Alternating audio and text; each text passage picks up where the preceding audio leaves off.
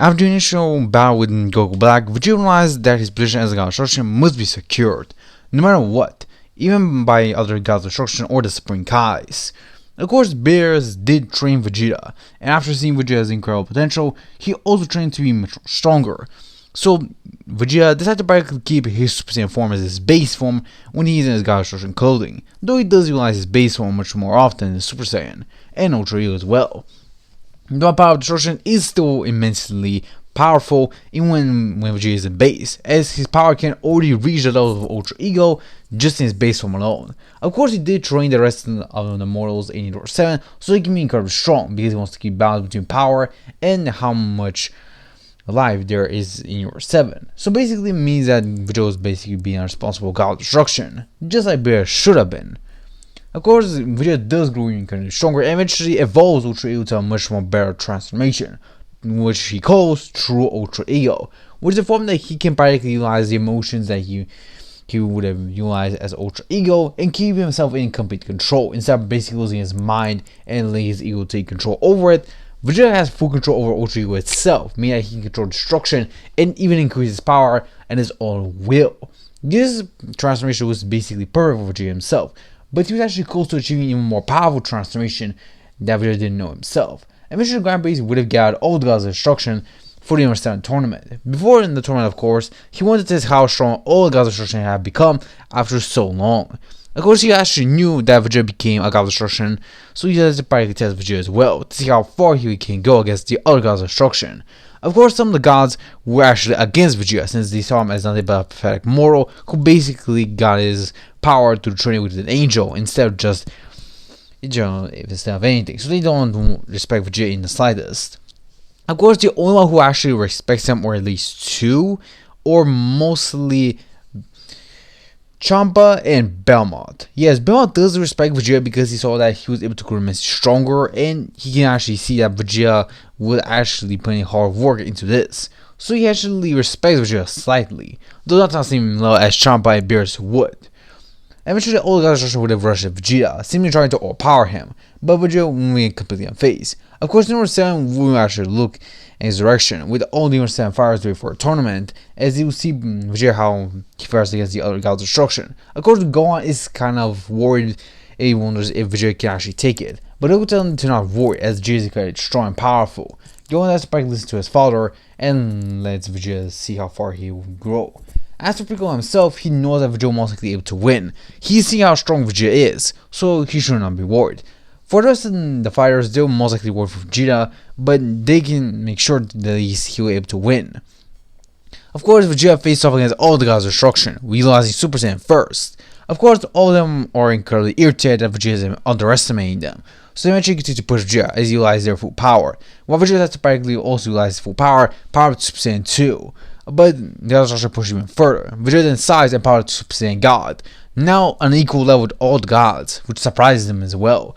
They could not realize that Vegeta was this strong, so they pushed Vegeta even further. Eventually, some of the gods even utilize their tricks, which of course Grand Prix is able to notice, but he has to let them be, so you can see how far Vegeta will go. Eventually, Vegeta powered to Ultra Ego, and eventually the Hakai balls that were thrown at him are completely ineffective. Of course, the other gods of destruction tried to utilize their powers to basically damage Vegeta as well, but they could not do anything.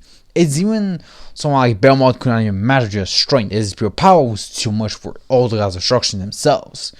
And eventually, they could not actually even face Vegeta. Eventually, they decided to power up a strong Hakai ball, almost as the size of a planet, which shocks almost everyone. Even the Grand Prix is actually surprised by this. And eventually, they throw out Vegeta. Vegeta then smirks as he roars. His once red eyes turn yellow as his hair grows darker. Of course, all the others are in shock as he feel the pressure from Vegeta's power alone. They all push back as the Hakai ball is instantly destroyed and evaporated, seemingly as it was consumed by something. All the gods also look to Vegeta's side as he is powered up, with Vegeta's hair now being longer, purplish in color. Vegeta smiles and introduces them to his new transformation, which he calls Primal Ultra Ego, which is the transformation he's able to achieve to fusing his transformations all together. He remembers that Goku achieved a transformation on Super Saiyan 3 back in the day, so he wanted to actually see if he can make it much more divine, the way of the gods themselves. So he decided to practically combine both Ultra Ego and Super Saiyan 3, though it was practically an experimental transformation, so he didn't know if it would actually work, and it was actually the first time he ever achieved it. But he takes all the gods' instructions since they push him to have just enough destructive energy to achieve the form. Of course, all the gods were in shock. It's actually, they could not believe they were actually used for an experiment of Vegeta. All of them were irritated while Vegeta smiles at them. Eventually, one of the gods would have rushed at Vegeta, with Vegeta just chuckling and smiling, his purple aura increasing in power. One of them tries to strike Vegeta, and Vegeta just lets him happen. But as he does so, he is instantly erased. With Vegeta's pure power alone as a god of destruction, in this form alone, he's able to annihilate god of destruction, erasing him from existence. The other gods are in shock, but the Grandpa is able to restore everything. Vegeta then powers him down to Ultra Ego and just tells him to not underestimate. Even though he was immortal once, he's now the god of destruction of Universe 7 and his protector as well. Of course, all the gods of destruction apparently be neutral to Vegeta and eventually agree to his point. The Grandpa, of course, decides to probably won the tournament of power, but Vegeta explains that he actually wants not 10 fires but 8, since he knows that there will not be much more fires for them to participate, but the time should be extended at least twice the amount. The Grand Prix is practically do as Vegeta says, and all the gods are surprised that the Grand Prix actually would agree to Vegeta's suggestion, and even the Sims actually not have a problem with that, as Zim doesn't have a problem with that. And eventually, the Universe 7 will begin their training. Of course, Vegeta would have shown that he was very powerful, and even showing the Beerus himself. Of course, Vegeta will continue to train in Universe 7, one stronger as well. So he knows that Goku will most likely able to achieve Ultra Instinct, and he wants Goku to do that. He doesn't strive for Goku to just surpass Goku, but he wants Goku to practically surpass his own limits, just like he did as well. Of course, the Tournament of Power will still begin the same as the original, but of course, due to some of the teams being short, means that some participants will not be there. As for those who will not be there, most likely those who are not as strong as some of the others, so yeah. Though Universe 10 will still have incredible teamwork. But as for Universe 6, you most likely lose a lot of fighters because of being short in number, eventually forcing basically Caulifla and KO to practically fuse much more earlier on after changing their Super Saiyan transformation format to battle with Goku. Of course, Goku is actually much more serious in this competition, so he's actually easy able to handle base Kefla. Of course, Kefla will be shocked to see actually Goku is easy able to handle her. She will then power to her legendary Super Saiyan form, but Goku will be unfazed, power to Super Saiyan Blue, and then start to overpower her once again. This will shock her as she will start to power up even more, but her power could not match Goku, as he has been training with the God of Destruction for at least 20 years. So this was much more than enough to overpower this fusion, and eventually when Goku powers up to his Super Saiyan Blue Kaioken times 10, he's easily able to overpower the fusion and knock her out of the ring, eventually leading to a battle between him and Jiren. Of course, Goku has actually still enough ki and stamina to practically keep up with Jiren, and Jiren does as well, with both of them fighting together. Of course, the battle will be extremely close, due to Goku being stronger in this timeline, so will be in Jiren as well, due to Bulma being defeated by Vegeta. Jiren will know that there are also stronger God of Destruction even than his own, so he can train even harder, which makes both Goku and Jiren to be stronger than can counterparts by a large margin. This battle will actually be incredibly close, as Goku's skills are able to give him an edge. Though, of course, Jiren is not someone without skills, but Goku's skills, due to training with Vegeta for so long, have improved immensely, almost even perfect, to a degree that he can basically adapt to his opponent's styles and just transform his style to a new one in an instant. Of course, Jiren is pushed back by Goku's power, but he then utilizes even more of his true power. Goku does the same, as both of them realize their full powers. Goku powers to true Super Saiyan Blue, or basically to say his Master Super Saiyan Blue, while Jiren was now utilizing 65% of his full power, as both of them were pushing each other to their very limits.